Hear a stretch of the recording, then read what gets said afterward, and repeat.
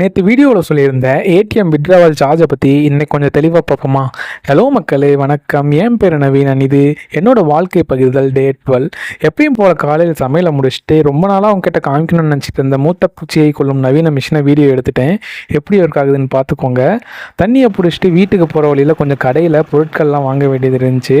அதை வாங்குறப்ப இது ரெண்டையும் வாங்கினேன். இப்போ எவ்வளோ தான் கலர் கலராக ஸ்வீட்ஸ் வந்தாலும் இந்த டேஸ்ட்டுக்கு கண்டிப்பாக வராது. உங்கள் எத்தனை பேத்துக்கு இது பிடிக்கும்னு தெரில, எனக்கு இது ரொம்ப பிடிக்கும்.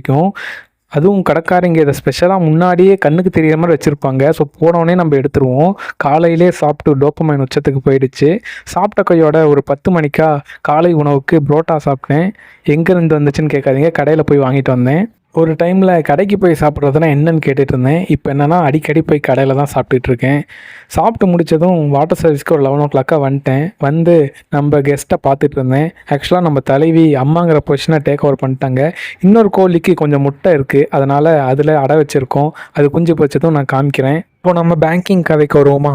காசு எடுத்தால் மட்டும்தான் அது டிரான்சாக்ஷனா? அப்படிலாம் கிடையாது. நீங்கள் ஏடிஎம் கார்டை சொருவி நம்பர் போட்டிங்கனாவே அது ஒரு டிரான்சாக்ஷனாக தான் கவுண்ட் ஆகும். அப்போ நீங்கள் அமௌண்ட் எடுத்தாலும் சரி, பேலன்ஸ் செக் பண்ணிங்கனாலும் சரி, மினி ஸ்டேட்மெண்ட் எடுத்தாலும் சரி, அது ஒரு டிரான்சாக்ஷனாக தான் கவுண்ட் பண்ணிக்குவாங்க. அதனால தான் பேங்க்ஸ்லேருந்து 5 டைம் வந்து ஃப்ரீயாக உங்களுக்கு டிரான்சாக்ஷன் பண்ணிக்கலாம்னு சொல்கிறாங்க. அதுக்கு மேலே நீங்கள் பண்ணுற ஒவ்வொரு டிரான்சாக்ஷனுக்கும் ஃபினான்ஷியலாக இருந்தால், அதாவது மணி எடுத்தீங்க அப்படின்னா 21 ரூபாலேருந்து 23 ரூபா ப்ளஸ் ஜிஎஸ்டியும், நான் ஃபினான்ஷியல் டிரான்சாக்ஷன் அதாவது பேலன்ஸ் செக் பண்ணுறது, மினி ஸ்டேட்மெண்ட் எடுக்கிறது, இந்த மாதிரி பண்ணிங்கன்னா 9 ரூபாயிலேருந்து 11 ரூபாயும் உங்களுக்கு ஜிஎஸ்டியோட சேர்த்து பிடிப்பாங்க. இந்த வீடியோ பார்க்குற உங்கள் சரௌண்டிங்கில் யாராச்சும் அதிகமாக ஏடிஎம் யூஸ் பண்ணிட்டு இருந்தாங்கன்னா அவங்ககிட்ட இந்த இன்ஃபர்மேஷனை சொல்லுங்கள். கண்டிப்பாக அவங்களுக்கு ரொம்ப ஹெல்ப்ஃபுல்லாக இருக்கும்.